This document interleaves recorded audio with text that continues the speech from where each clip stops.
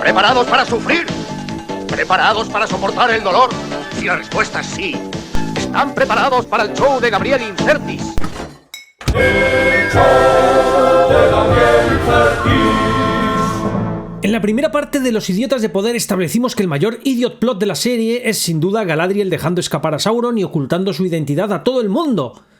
Elrond acaba de informarme de que tu acompañante, el tal Halbrand, no era quien afirmaba ser.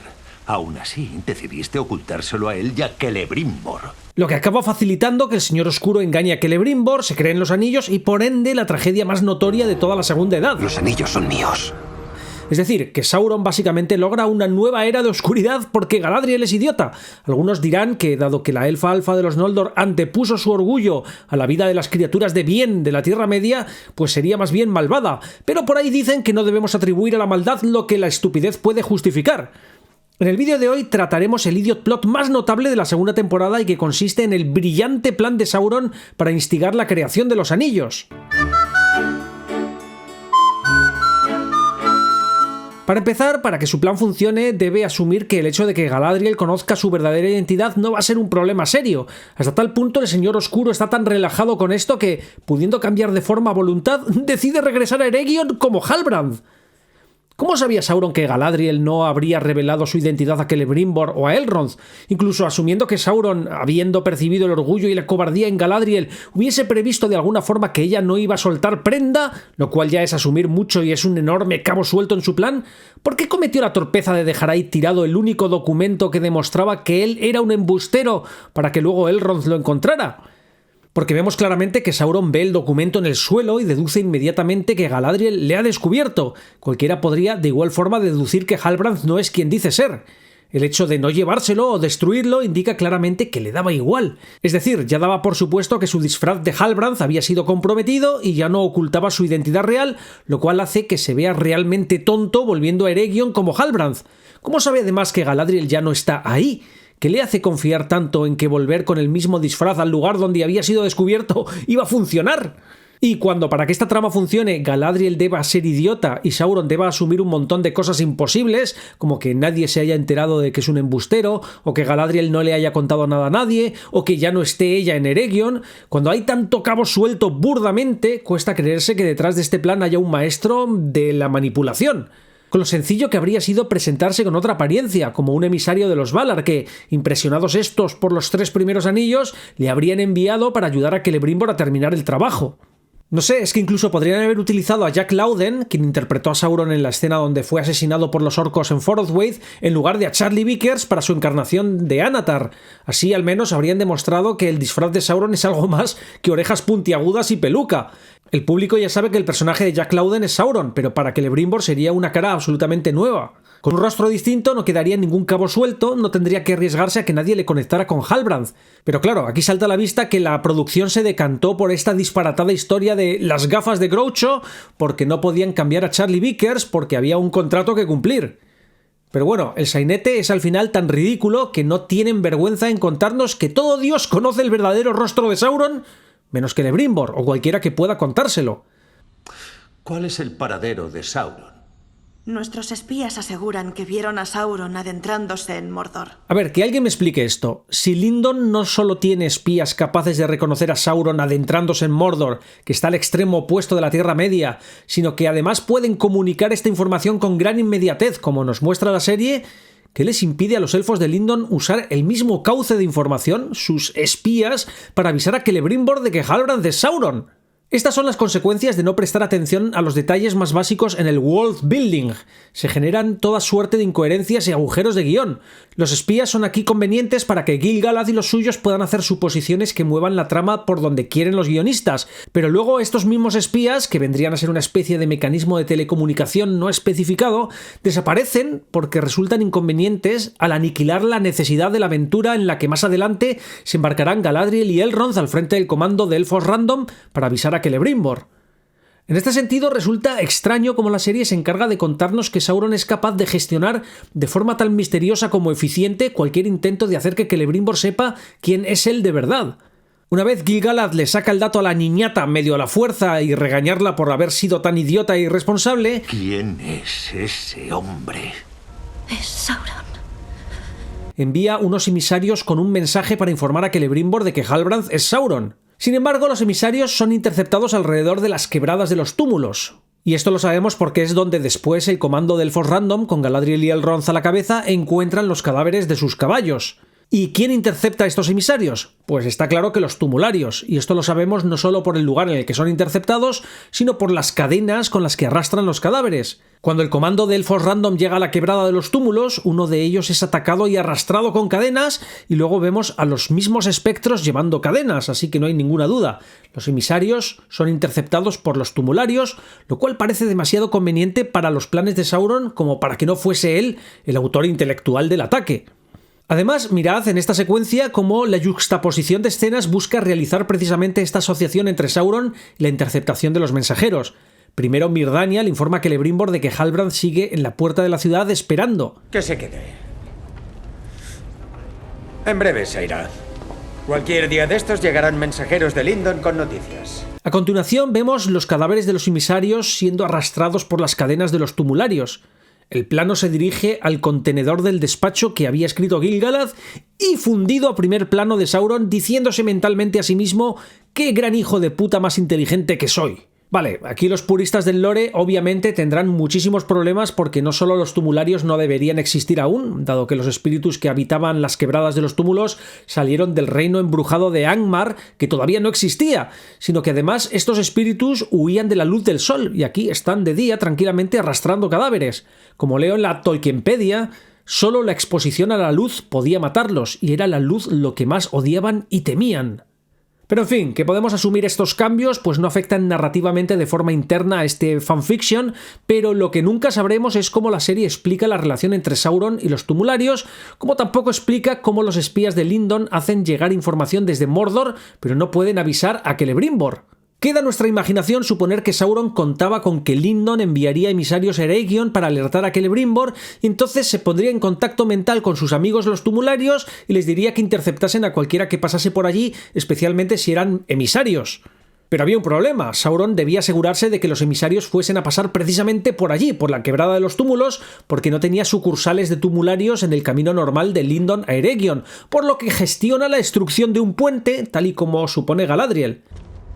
No hay fuerza terrenal capaz de esto. Esto es obra de Sauron. Obligando así a cualquier viajero que quisiera ir de Lindon a Eregion a pasar por la quebrada de los túmulos. Obviando el problema de que la interrupción del camino principal que conecta los dos mayores reinos de la Segunda Edad, Lindon y Eregion, pasó absolutamente desapercibida durante días o semanas hasta que el comando de Elfos Random pasó por allí, ¿cómo destruyó el puente Sauron exactamente? Pues no lo sabemos, pero lo que sí sabemos es que la historia, probablemente sin pretenderlo, nos está contando que Sauron es ya, sin anillos de ningún tipo, lo suficientemente poderoso como para destruir puentes de forma remota o dar órdenes telepáticas a espíritus para que ejerzan de sicarios a conveniencia. Es más, reflexionando sobre ello, si, como veíamos en el primer vídeo, Sauron concibió el plan original de la mordorización de las Tierras del Sur mediante un sistema de ingeniería civil que precisaba de una sofisticada empuñadura mágica como llave para activarlo, uno se pregunta de nuevo si tal llave era absolutamente necesaria. No solo dedujimos que, según el Cartoon Physics que nos presenta la serie, habría bastado un trabuquete para abrir la presa de Ostirith, sino que ahora todo apunta a que Sauron podría haberle hecho a esa presa lo que le hizo a este puente, por lo que el MacGuffin de la primera temporada, la empuñadura, se torna aún más irrelevante. Pero vamos, que a lo que voy es que hay cierto riesgo narrativo en hacer a Sauron tan inexplicablemente poderoso a estas alturas. Y con inexplicablemente me refiero a que no nos explican nada, y es que uno no llega a entender del todo por qué cojones quiere los anillos, a menos que la serie esté dando por supuesto que la audiencia ya sabe para qué quiere hacer anillos, lo cual es un error narrativo porque una historia tiene que ser autoexplicativa. Y sí, por supuesto que Sauron es ya de por sí muy poderoso, eso no lo pone nadie en duda, pero no de la forma en la que lo pinta la serie. Este Sauron parece capaz de dar órdenes tácticas concretas en tiempo real a entidades menores dispersas y de actuar como un director de operaciones que mueve piezas sobre el mapa a kilómetros de distancia, destruyendo puentes, no sabemos cómo, para desviar rutas y emboscar a emisarios y escuadrones élficos.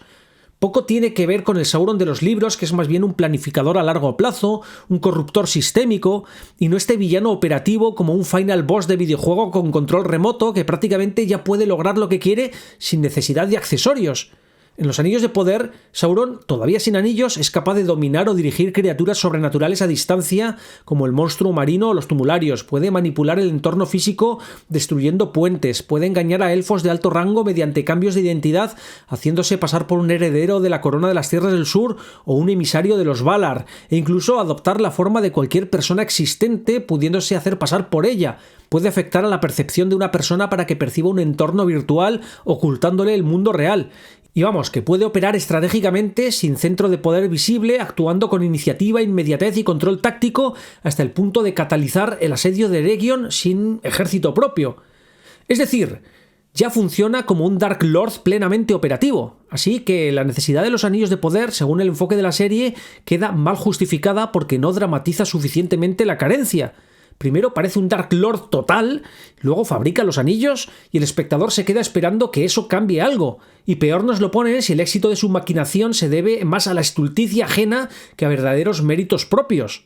Pero lo más demencial, y aquí atención va el gran idiot plot de la temporada, es que de alguna manera este pedazo de estratega, epítome de la manipulación insidiosa, cree buena idea promover la forja de los anillos en Eregion a la par que instiga un ataque contra la ciudad. ¿Cómo le beneficia exactamente el que lluevan misilazos sobre Eregion mientras que Celebrimbor intenta terminar los 9 anillos? A ver, lo primero que hace nada más Galadriel revela su identidad al final de la primera temporada es marchar a Mordor, dejarse atrapar por Adar y convencerle de que tiene que atacar Eregion porque Sauron está allí. Suéltame. E iré con ellos a buscarlo. Así podrás mandar a tus legiones a destruirlo. A continuación se va a Eregion para rebelarse ante Celebrimbor como Anatar e instigar la creación de los anillos de los hombres y de los enanos. La pregunta es, ¿para qué cojones querría Sauron que Adar atacase Eregion mientras Celebrimbor forja los anillos? Él quiere que ataques Eregion. ¡No lo hagas! ¡Todo esto lo ha planeado él! ¡Esto es lo que quiere Sauron! ¡Es lo que él quiere! De hecho, lo que vemos es que le supone más bien un inconveniente. Se ve forzado a amenazar a Celebrimbor para que no salga de la fragua y se entere del ataque. Cuando éste le desobedece, se ve obligado a usar sus poderes para crear una ilusión para ocultarle la verdad. Estando Eregion bajo ataque, Sauron apremia a Celebrimbor para que terminen los anillos, porque obviamente sabe que puede ser destruida la fragua. ¿Cuánto falta? Cuando Celebrimbor se da cuenta del engaño y se encuentra con que la ciudad está siendo brutalmente atacada, Sauron le dice al elfo herrero que el ataque continuará mientras los anillos no estén terminados. Después vemos que la potencia de fuego que Adar aplica sobre la ciudad puede fácilmente derribar edificios hasta el punto de que al final del asedio cae la torre de la fragua. Es decir, una vez empieza el ataque de Adar, Sauron no tiene manera de controlar que la fragua no vaya a ser destruida mientras que Celebrimbor trabaja en los 9 anillos. Si tal cosa no ocurre al final, es por pura chiripa. Vamos, que le acaba saliendo bien. Porque la fuerza del guión es todo. Porque la fuerza del guión es grande. Y no porque todo formase parte de un ingenioso plan maquiavélico de un ser extraordinariamente inteligente. Antes bien, se trata de un plan estúpido, que no tiene ni pies ni cabeza, no tiene sentido y es absolutamente impropio del sucesor de Morgoth. No obstante, sí que podemos imaginarnos a estos pájaros teniendo esta ocurrencia en la sala de guión y felicitarse por ello. A ver, resumamos el plan por si alguien se ha perdido y tiene todavía dudas de si es o no es estúpido.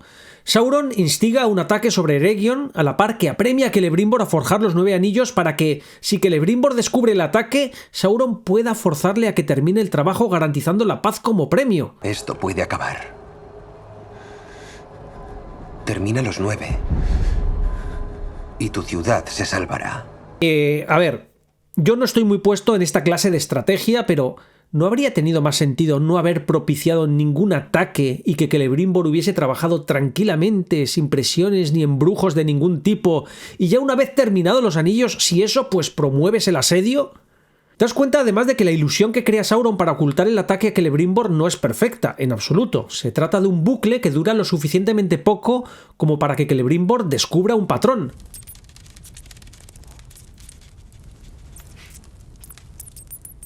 Es un patrón. ¿No lo ves? Un ciclo. Así que el elfo herrero se da cuenta por la repetición de movimientos de un ratoncito y por el hecho de que las brasas y las velas no se consumen, de que hay gato encerrado. No sé, pero me parece también tremendamente ridícula la presentación de esta ilusión. No funciona como un engaño psicológico dirigido a una mente concreta, sino como un decorado técnico mal resuelto. Es menos una manipulación sutil de la percepción que un entorno virtual defectuoso, una cinemática 3D corriendo en un sistema con poca RAM, incapaz de sostener la coherencia interna el tiempo suficiente como para engañar a nadie que preste mínima atención. Y ese es, en el fondo, el problema central de toda esta trama. No estamos ante un plan maestro mal explicado, sino ante una chapuza narrativa que confía en que el espectador no piense demasiado en lo que está viendo. La inteligencia no está en el personaje de Sauron, ni siquiera en su plan, sino, con suerte, en la benevolencia del público. Y cuando un relato necesita que el espectador sea más tonto que su villano para funcionar, no estamos ante un genio manipulador, sino ante la fuerza bruta del guión empujando la historia cuesta arriba. De hecho, es tan tontorrón el plan de Sauron que este canal no es el único lugar donde veréis que alguien se cachondea de él. Como ya os mostré en otra ocasión, en uno de los pitch meetings de Screen Rant se hicieron eco precisamente de este asunto. But he's got another trick up his sleeve. Oh yeah? Yeah, see, he convinces Adar and the orcs to attack the city. How come? Because then he can tell Celebrimbor, I'll stop them from attacking the city only if you finish making these rings. Oh, did he stop making the rings? Yeah, well, he stopped because the frickin' city was under attack. So he would have just kept going if Sauron hadn't planned that attack? Well...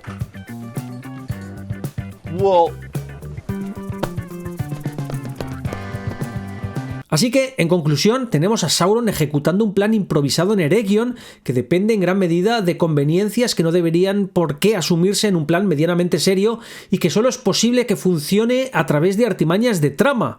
Uno estaría tentado de decir que Sauron es tan inteligente que puede concebir un plan de mierda lleno de agujeros, negligencias y absurdeces y acabar saliéndole bien, si no fuera porque además vemos cómo el coeficiente intelectual de cualquier cosa que respire a su alrededor ha de ser el de una almeja. Galadriel será tonta, pero los elfos de Lindon en general no lo son menos, que no se enteran de que los ejércitos de Adar se han adentrado en tierras élficas hasta que básicamente están a las puertas de Eregion, los mismos elfos que tenían espías capaces de reconocer a Sauron adentrándose en Mordor. Y no hablemos de los mismos elfos de Eregion, no tienen vigías, centinelas... Claro, por no tener, vemos que no tienen más ejército que media docena de arqueros. Este tratamiento tan indolente de la especie élfica en los Anillos de Poder parece sistémico. En la primera temporada nos presentaron un hito arquitectónico como la Torre de Ostirith, que era una atalaya que dominaba el paisaje hasta el Orodruin y que utilizaban los elfos silvanos para vigilar los asentamientos del valle. Y ni aun con su supersentido de la visión fueron capaces de detectar hordas de orcos y esclavos cavando zanjas devastando bosques enteros por el valle. Y en la segunda temporada, los elfos de Eregion no se enteran de los cientos o quizá miles de orcos que se apelotonan en los alrededores de la ciudad hasta que prácticamente comienza el ataque. No tiene ningún sentido. Claro, esto es una Tierra Media de juguete en la que una ruta principal cae y nadie se entera, en la que el rey de Lindon manda solo a media docena de elfos a enfrentar a la que quizás sea la amenaza más grande de su tiempo, en la que los elfos parecen PNJs circunscritos al interior de los muros de sus ciudades, incapaces de detectar amenazas hasta que las tienen encima, en la que hay espías que detectan a Sauron adentrándose en Mordor pero son incapaces de avisar a Eregion. Hay tanto plastiquete en esta Tierra Media que el rey Gil-galad parece solo disponer de Galadriel o Elrond a la hora de asignar tareas de alto nivel, por lo que no puede permitirse el lujo de prescindir de ninguno de ellos a pesar de la insubordinación repetida de ambos, que a veces roza la rebelión abierta. No solo tenemos al imbécil de Galadriel poniendo en peligro a toda la Tierra Media por su orgullo, sino que Elrond roba los anillos élficos y casi logra que Círdan los arroje a la fosa más profunda del océano, y en el siguiente episodio es nombrado comandante de una importante misión. Es que nada tiene peso alguno, porque cualquier progreso dramático puede simplemente revertirse en un instante cuando los escritores necesitan que un personaje cumpla una función diferente. ¿Os dais cuenta de que nadie se salva del calificativo de idiota en toda esta trama?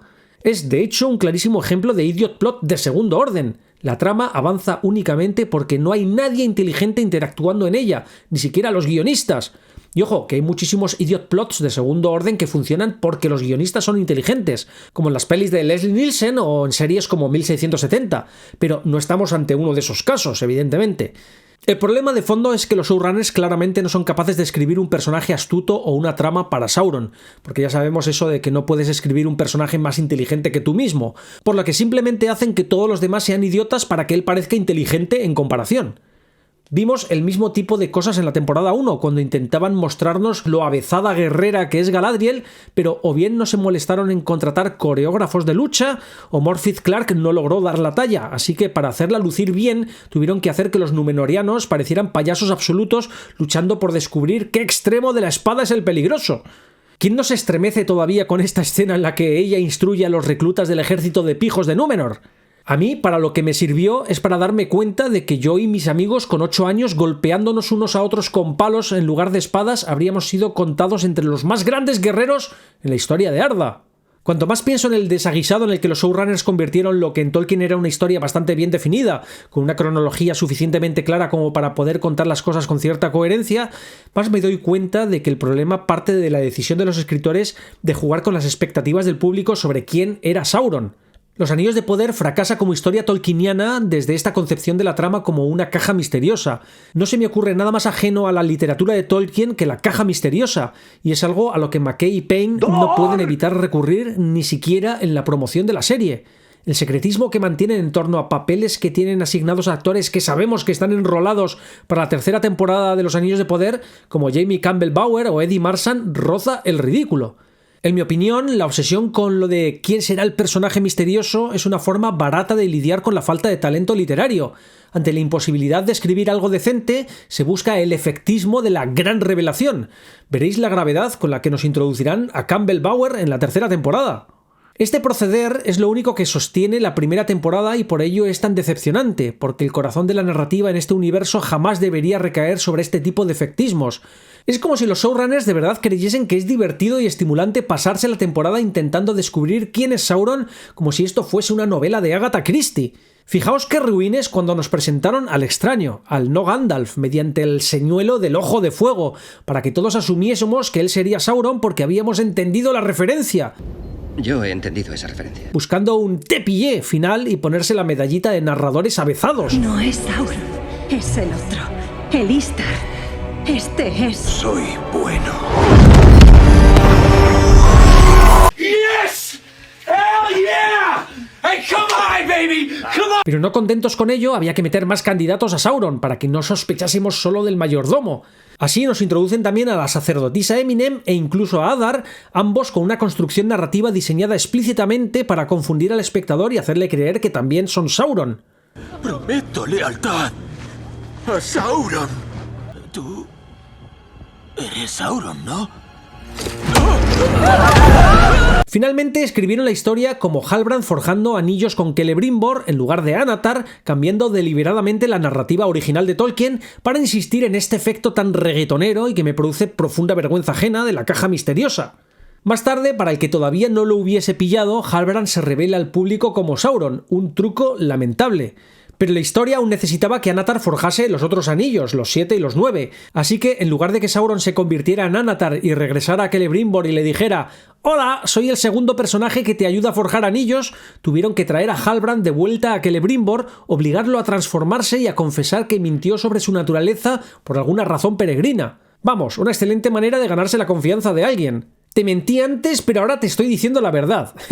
Celebrimbor lo compra porque la serie lo necesita de todos modos, dejando en ridículo al personaje y arruinando una de las tramas más potentes de Tolkien, el engaño lento, sistemático e insidioso del Anatar original, ganándose poco a poco la confianza de los elfos de Eregion y aprendiendo sus debilidades y secretos.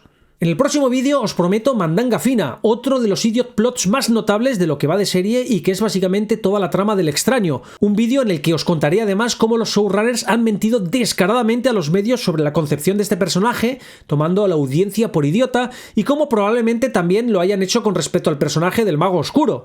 También comentaremos por qué la tercera temporada va a ser gloriosa en el sentido que más le conviene a mi contenido. No me malentendáis.